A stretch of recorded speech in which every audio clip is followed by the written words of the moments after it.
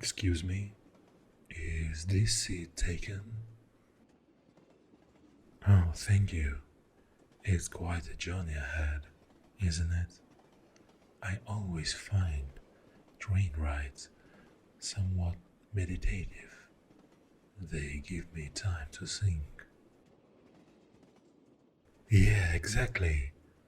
Speaking of contemplation, I've been pondering over the concept of happiness lately. What's your take on what truly makes us happy? Oh, that's an insightful perspective. I read somewhere that happiness is only real when shared.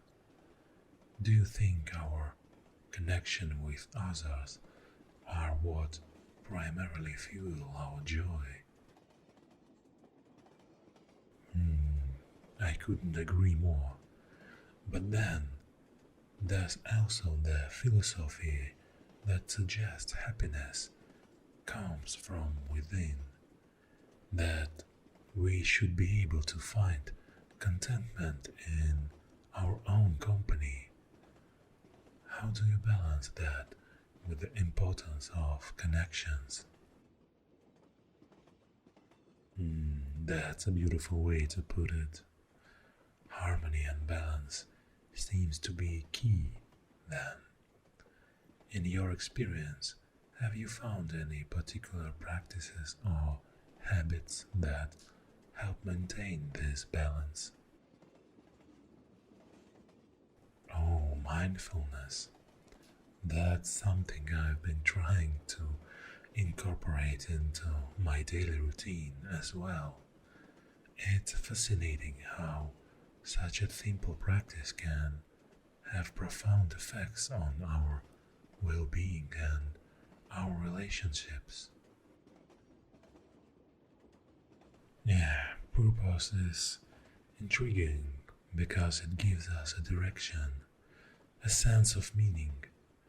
I believe that when our actions align with what we feel is our purpose, happiness becomes a more constant companion rather than a fleeting visitor. What's your view on discovering one's purpose? Oh, that's a very grounded way to look at it.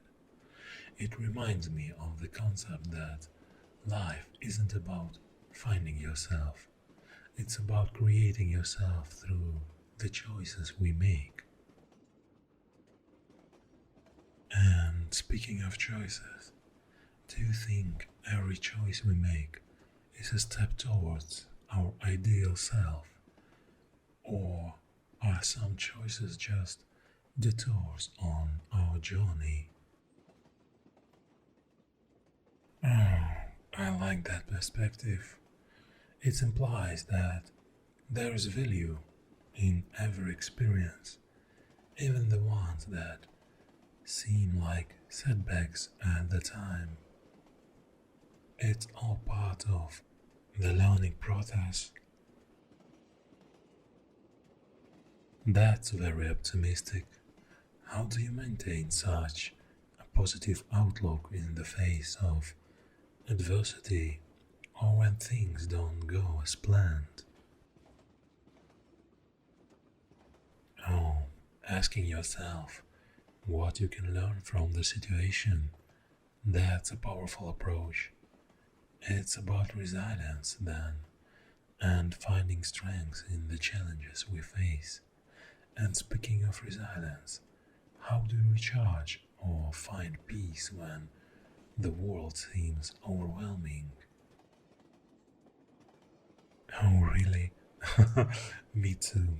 I like solace in nature. Nature does have a way of putting things into perspective. The vastness, the beauty, the cycle of life, it's all so grounding. Do you think our connection to nature is essential for our well being? Oh, that's a beautiful thought. It's interesting how our discussion about happiness and purpose has come full circle to our connection with the world around us. It seems everything is interconnected. Oh, it's been enlightening talking to you. I've enjoyed the journey through various philosophies and ideas. It's rare to find such meaningful conversation with a stranger on a train. Um, Before we reach our destination, may I ask one more question? How do you envision the ideal society based on the philosophies we've discussed? How would it foster happiness, purpose, and connection among its individuals? Oh, mm, okay, then maybe I can answer. I envision a society where individuals are encouraged to discover and pursue their passions, where the education system nurtures not just academic skills but emotional intelligence and creativity, a society that values the well being of its citizens above economic gains, where work life balance is not just a concept but a practice. I know that sounds ideal, and how would such a society handle the inevitable conflicts that arise between individuals or groups with differing beliefs and values? And I have an answer. It would be a society that prioritizes dialogue and understanding over conflict. Differences would be seen as opportunities for learning rather than causes for division. Education would play a key role in teaching empathy and the importance of seeing things from multiple perspectives. I think empathy and understanding are powerful tools indeed, and technology, if designed and used thoughtfully, could enhance our connections rather than diminish them. It could provide platforms for sharing stories and experiences that foster empathy and understanding, breaking down barriers instead of creating them. I know that's a hopeful view of technology.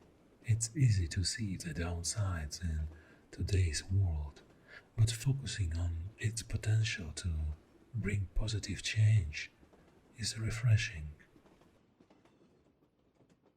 And art and culture would be the soul of this society, a universal language that transcends boundaries and expresses the shared experiences of humanity. They would be valued not just as entertainment, but as essential elements of education and personal growth, providing insights into our own and others' lives. Oh, thank you. Mental health? I think mental health would be taken as seriously as physical health, with accessible support for everyone.